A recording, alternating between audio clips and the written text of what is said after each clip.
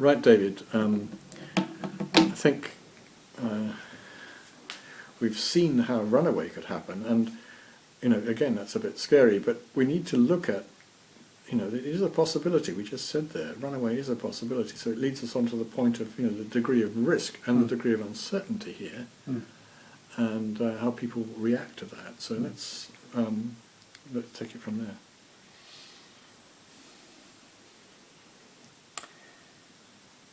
I think they're separate issues, risk and uncertainty. Okay. Uncertainty has to do with, if you like, our subjective, our perception of the solidity, the groundedness of the scientific analysis. And that depends on what we want to believe, what we can afford to believe. It involves resistance to change in our understanding and so on.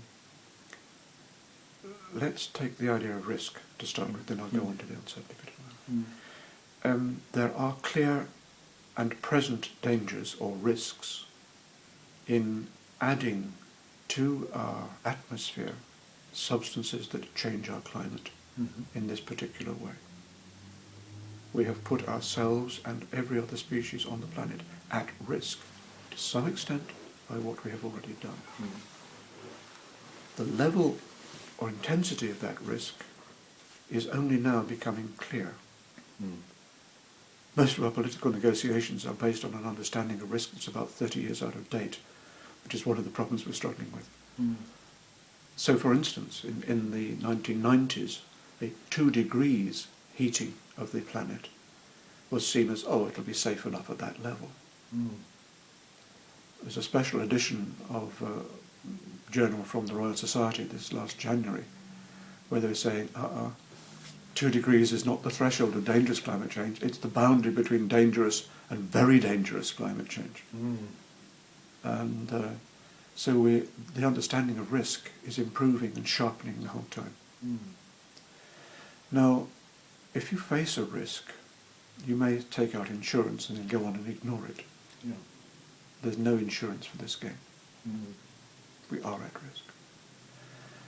If you estimate a risk, say, is it worth intervening to avoid the risk? In this case, we don't have a choice.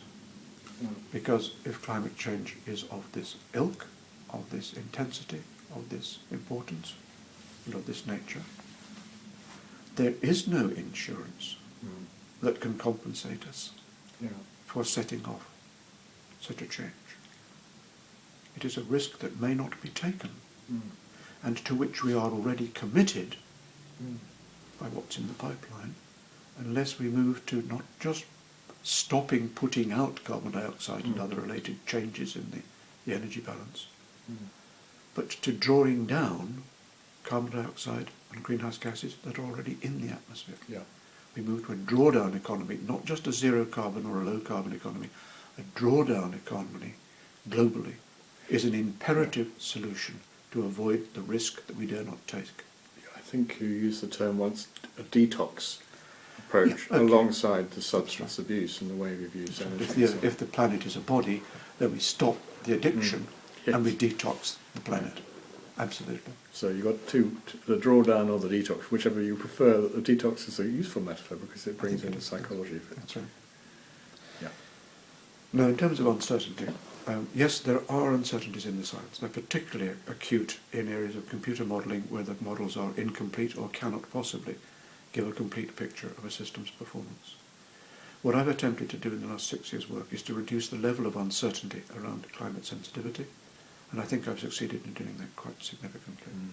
The test will be in how we validate or falsify or challenge that analysis over the next few months. Because, to begin to get to the same consensus on that as there has been over other aspects of where we're at with global heating and its effects on climate and humanity and life, to get to the same degree of consensus, you'll probably have to go through various stages again and find opposition, and people will actually agree with you but not want to publish it because it's too scary. That's more to the point, yes. They agree with you but say, look, I can't really do research, or I can't get funding for this, or I can't publish it.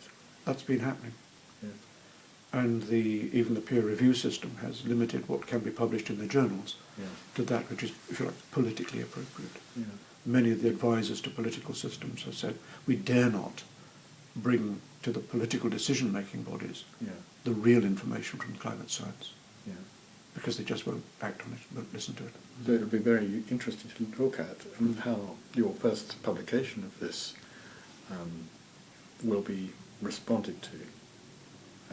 Well, if there's anything to go by in terms of the first one, Yeah. I gave a seminar in Westminster on this stuff, 2 or 3 years ago now, I suppose. It was written up and beautifully summarised on a website. Yeah. The first blog came in saying I was the most dangerous person in the UK. I should seek euthanasia at the earliest possible opportunity, and my children should be neutered before they were able to breed. Good God. So, and many of my colleagues have had death threats, rewriting of briefs, withdrawal of project funding. There's been a huge attempt to silence any serious research into areas which are seen as too risky to engage. Yes, because you're actually positing a risk of global heating going to an increase of temperatures to 7 degrees or more from a pre-industrial phase. That's what you're actually, implications of this. Okay. And in fact, the set of promises that were made in the Copenhagen Accord, which was reinforced in the Cancun Agreement, these great conferences we've been having, if you put that into a model and smoke it, what comes out with the conservative estimates is an increase of about 4 degrees by the end of the century. Looking at the world's sensitivity, the Earth's system sensitivity, is looking more like 8 to 10 degrees. Gosh. Yeah. And that's the promises to solve the problem, so-called, that we have on our hands at the moment. Yes, so The international community is nowhere near solving this problem. yes. And it's time to put this agenda right back at the top of the political problem solving and the political agenda as of now. So we need a little bit of an alarm to do that, but even to get the alarm out and publish is going to be difficult. Yeah, and there are reasons for that I haven't touched on yet, and I'd like to, if I may. Yeah. Sorry, am I interrupting you? No. That's okay then. We often talk about business systems being able to lead the charge in terms of change here. Business systems aren't just a lump like that. There are very large and highly wealth-producing areas of our business systems concerned in the energy field, coal, oil, gas, and on the economic systems that are dependent on those as the profit-making, which have huge vested interests in maintaining our use of fossil energy. And they have pumped enormous resources into ridiculing science, into causing doubt in the public domain, and blocking the capacity for action.